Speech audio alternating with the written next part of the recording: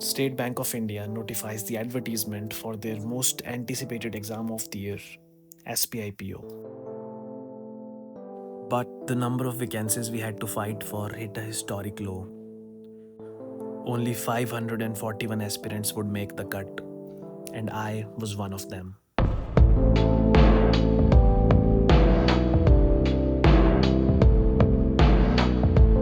To be the one among the 541, you have to prepare like the one. But what if your strategy completely fails you on your exam day? That's exactly what happened to me. My shift was brutal. I walked out having attempted only 32 questions combined in quant and reasoning. Yet I still cleared the general cutoff of 65 quite comfortably. So, what exactly saved the day for me?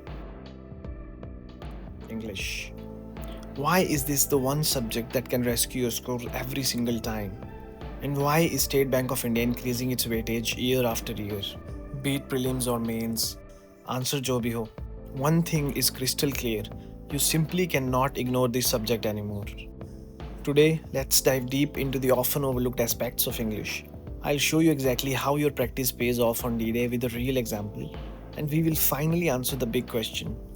Is it really worth following generic strategies blindly? Or there is no such thing as a strategy, a perfect strategy?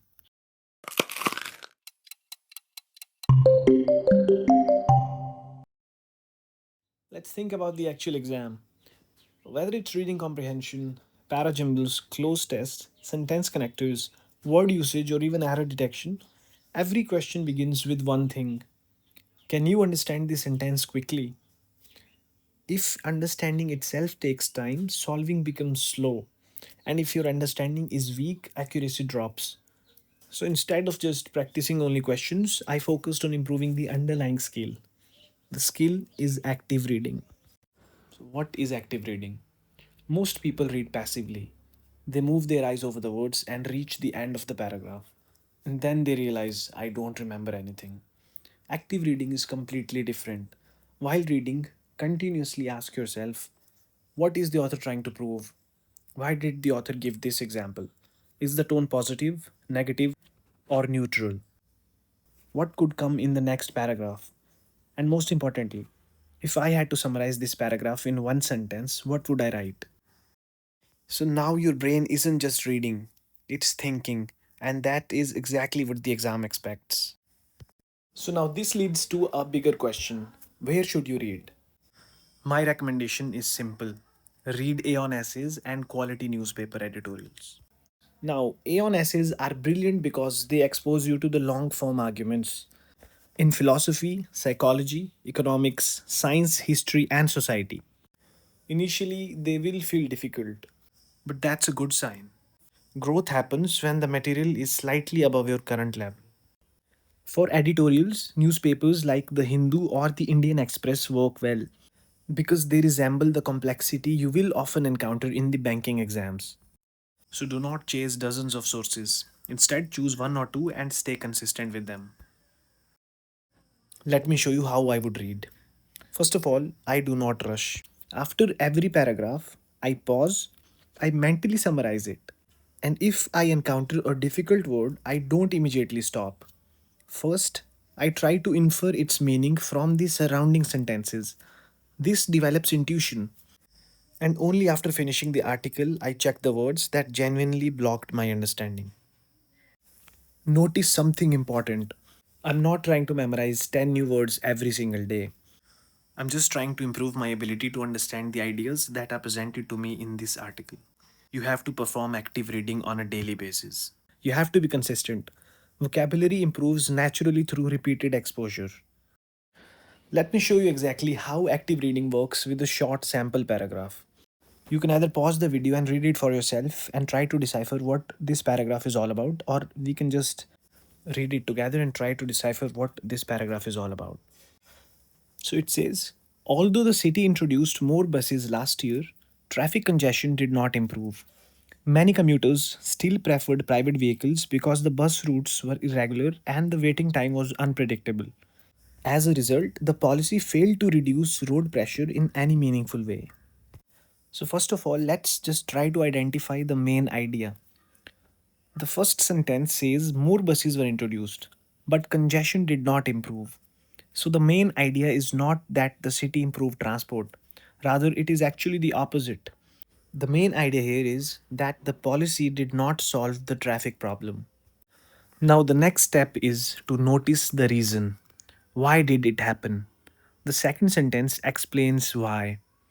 People still preferred private vehicles because buses were irregular and waiting time was unpredictable. So the failure was not because the idea was bad in theory, it failed because implementation was weak. See, this is exactly how you should react whenever a passage is in front of you and you are trying to comprehend it in a single read. Now, step 3 is infer the tone. What kind of tone do you think this passage is shouting? Well, the tone is clearly critical. The author is not praising the policy. In fact, the phrase failed to reduce road pressure in any meaningful way shows disappointment and criticism. Step 4, prediction. We have to predict the next idea.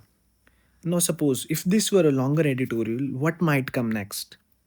Probably a suggestion like the city needs better scheduling, or more reliable routes, or stronger public transport planning. How do you think I'm coming up with these predictions or suggestions? These predictions come from understanding the logic of the paragraph. In last 3 steps, what we just did was deriving the logic of the paragraph and understanding what is the tone, the reason, and the main idea behind the passage. Now we will talk about the step 5, which is the most important step. Summarize in one sentence. What if I had to summarize this paragraph in one line? What would I say? Here, I want you guys to just pause the video and comment down the summary of this paragraph in your own words, and then I will tell you mine.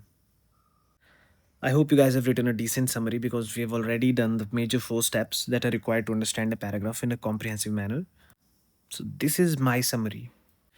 I hope you guys have submitted your summaries in the comments, and you guys can compare your summaries with the one you are seeing on your screen right now and see if you have managed to put the essence of the entire paragraph in a single line.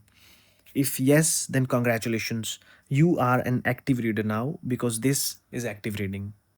Or should I say you are a slow active reader right now? But that does not matter because you are on a growing streak. Obviously, only if you agree to do it consistently. In fact, even if your comprehension speed does not improve drastically, still you guys would be better than those fast readers who are passive readers and have to read this paragraph again and again just to have the gist of that paragraph.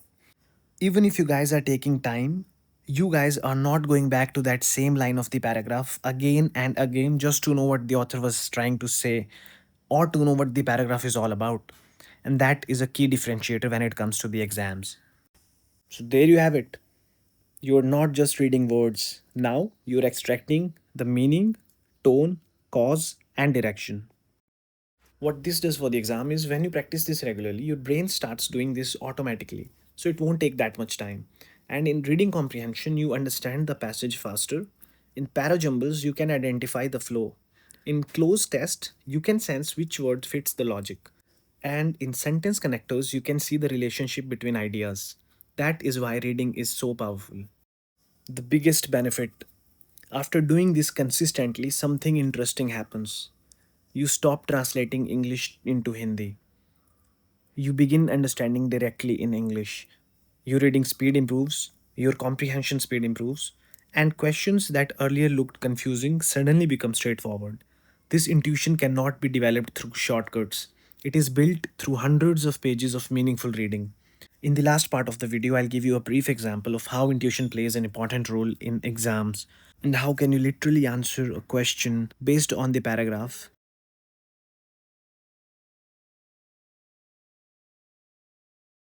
Now the time has come to dedicate the segment of this video to mocks. वैसे mocks में ज़्यादा कुछ बताने का है नहीं. You guys have seen plenty of videos about how to give mocks. But mocks were so beneficial that मेरा English का सेक्शन मैंने 10 मिनट में 11 मिनट में प्रीलिम्स में निपटा दिया था SBI IBPS दोनों में. And I'm talking about probationary officer exams. So mocks play a vital role in determining if your skill is translating into the marks or not. Now the mock tests are very important. Here is the process that I followed. Attempt the English section seriously, do not pause after every question, and maintain the exam temperament. Then, after the mock, do not immediately check your score and move on. This is where most students waste the mock. The real improvement happens during analysis. So open every question, even the ones you answered correctly, and ask yourself, did you actually know the answer? Or did you just guess correctly? And if your logic was weak and you got lucky, so count that also as a mistake. Then, for every incorrect question, identify the reason. Was it misreading? Or the vocabulary was the reason? The grammar was the reason, or lack of concentration was the reason? Whatever the reason may be, write it down. You'll start noticing a pattern, and you will discover that the same mistake is happening again and again. Fixing that one pattern can improve your score dramatically. So, after doing all of this, all the analysis, reattempt the mock and see what is your performance, and mind you, without looking at the answers. क्योंकि इस बार तुम्हारा thought process वो नहीं होगा. You already know the answers. तो तुम एक नए थॉट प्रोसेस के साथ अटेम्प्ट करोगे. You just attempting the mock again with the different thought process. और ये सब कंसिस्टेंटली करते करते तुम्हारा एक दिन thought process would be same as what is required by the exams.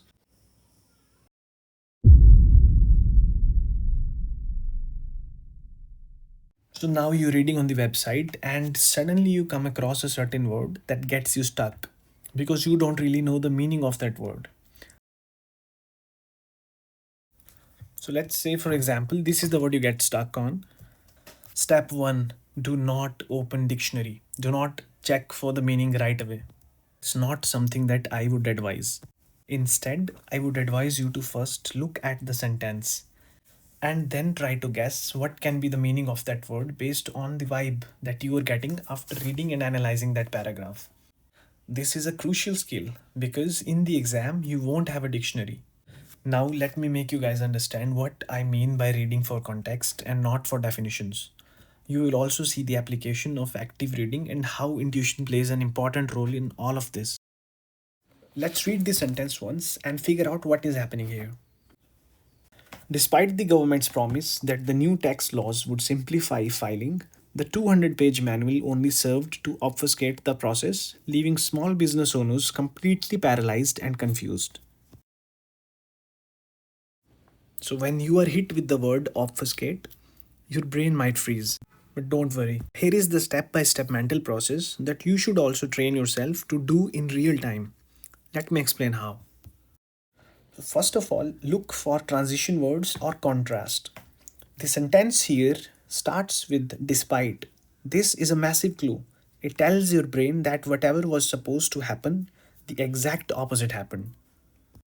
Because the sentence says that the promise was to simplify filing, but because of the word despite, now we know that the new manual did the exact opposite of simplifying. Now, read the second half. The final result is that how did the manual affect the people reading it? Well, it left them completely paralyzed and confused. So, if a manual is doing the exact opposite of simplifying, it is making people confused. So, what does obfuscate mean? It must mean to make something confusing, complicated, or unclear. By doing this, you have completely bypassed the need of a dictionary that you won't be getting either in the exam. In the English section of actual exam, reading comprehension passages frequently feature these type of questions. The examiner will highlight a specific word in the text and ask you to identify either its closest synonym or its antonym. So active reading in a way not only improves your intuition power, but it is also improving your vocabulary in a way that you can now answer these type of questions freely. You just have to apply the same logic in either case that I taught you and you're good to go.